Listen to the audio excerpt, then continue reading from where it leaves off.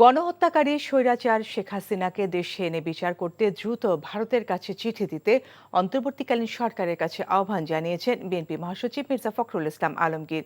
বিকেলে গাজীপুরের কোনাবাড়িতে শ্রমিক সমাবেশে এই আহ্বান জানান তিনি। বিদেশি শক্তির সঙ্গে হাত মিলিয়ে স্বৈরাচারের প্রেতাত্মারা গার্মেন্টস শিল্পকে ধ্বংস করতে চায় বলে অভিযোগ করেন তিনি। নূর হোসেনের রিপোর্ট, সাথে ছিলেন গাজীপুরের নাসির আহমেদ।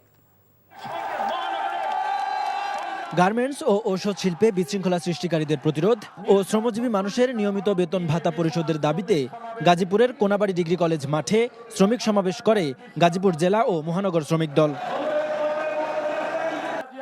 শিল্পাঞ্চল সহ গাজীপুরের সর্বস্তরের শ্রমজীবী মানুষের স্রোত নামে সমাবেশ স্থলে। কানায় কানায় পূর্ণ হয় কলেজ প্রাঙ্গণ।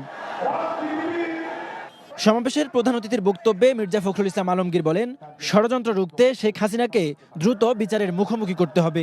ভারতের কাছে চিঠি দিতে অন্তর্বর্তীকালীন সরকারকে পরামর্শও দেন তিনি।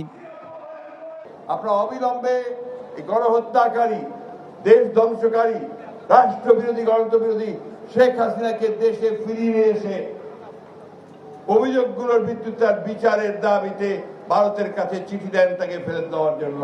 ফ্যাসিবাদের বিরুদ্ধে লড়াই করা দলগুলোর মধ্যে পরিকল্পিতভাবে বিভক্তি তৈরির চেষ্টা হচ্ছে জানিয়ে মির্জা ফখরুল বলেন, যে কোনো মূল্যে জাতীয় ঐক্য ধরে রাখতে হবে। ভাগ করার চেষ্টা করা হচ্ছে। আমরা যে লড়াইটা করেছি গত 15-16 বছর ধরে, লড়াইটার সবাই ঐক্যবদ্ধ হয়ে করেছি। আমরা বারবার ডাক দিয়েছি জাতীয় ঐক্যের। আমাদের ভারপ্রাপ্ত চেয়ারম্যান সাহেব তারেক রহমান সাহেব জাতীয় ঐক্যের ডাক দিয়েছেন। মালিক শ্রমিকদের আলাপ আলোচনার মাধ্যমে গার্মেন্টস শিল্পের সংকট নিরসনের আহ্বানও জানান বিএনপি মহাসচিব। নূর হোসেন, এনটিভি নিউজ, কোনাবাড়ি, গাজীপুর।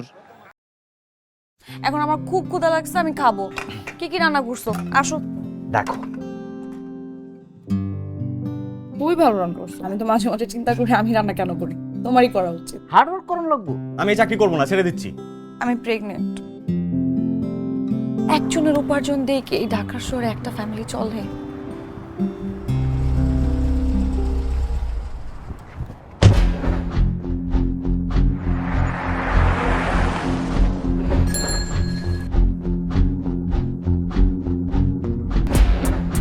মাহির, তুমি এখানে?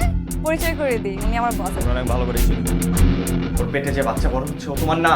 ওর বেঁচে থাকার কোনো অধিকার নেই। ওকে খুন করো।